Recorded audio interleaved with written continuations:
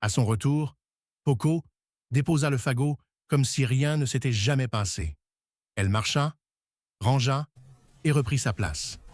Fidèle, servante, invisible au regard qui compte.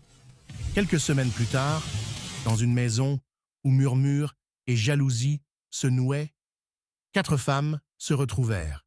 L'une d'elles dit « Avez-vous remarqué que Poco a changé?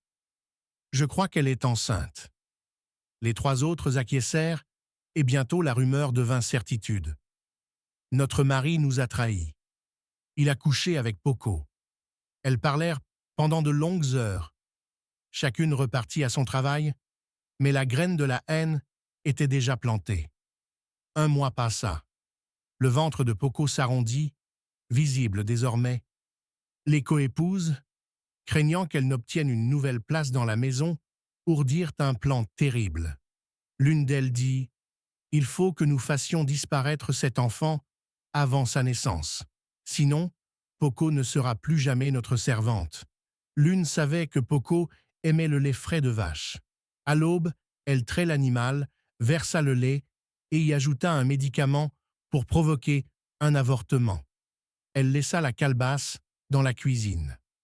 Poco boira, sans se douter de rien, pensa-t-elle, mais le destin en décida autrement. La fille de cette femme, mariée ailleurs et enceinte elle-même, arriva ce matin-là. Ne trouvant pas sa mère, elle entra dans la cuisine. Une calebasse l'attira. Elle souleva la natte, découvrit le lait et le but jusqu'à la dernière goutte, sans réfléchir. Peu après, allongée sous l'arbre devant la maison, la douleur éclata. Des contractions, du sang. Sa mère la retrouva en train de souffrir, anéantie, l'enfant perdu. Horrifiée, elle courut à la cuisine et vit la calebasse vide. Des larmes lui montèrent aux yeux, mais elle ne dit rien. Sa fille repartit, le cœur brisé.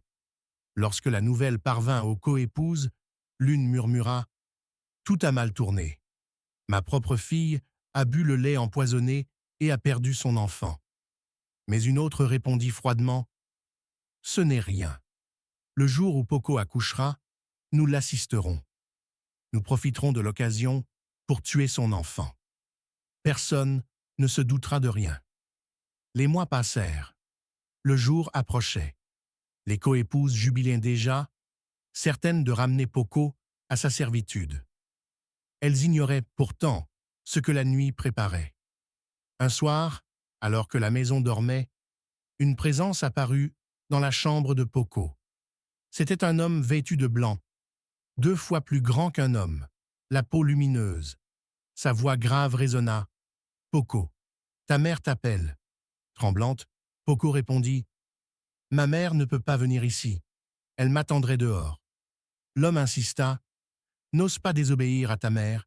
Elle est sous le grand baobab. » Poco suivit, méfiante. L'homme disparut sous le grand arbre. Le froid la traversa. Elle chancela. Son ventre se contracta. Le bébé arrivait. Seule, au milieu de la nuit, elle mit au monde un garçon. Avec des feuilles et un rocher comme seuls outils, elle coupa le cordon et enveloppa l'enfant. Au matin, elle appela son mari Kuka. « J'ai accouché cette nuit. C'est un garçon. » La joie envahit le couple. Mais ailleurs, dans la maison, la colère grondait encore.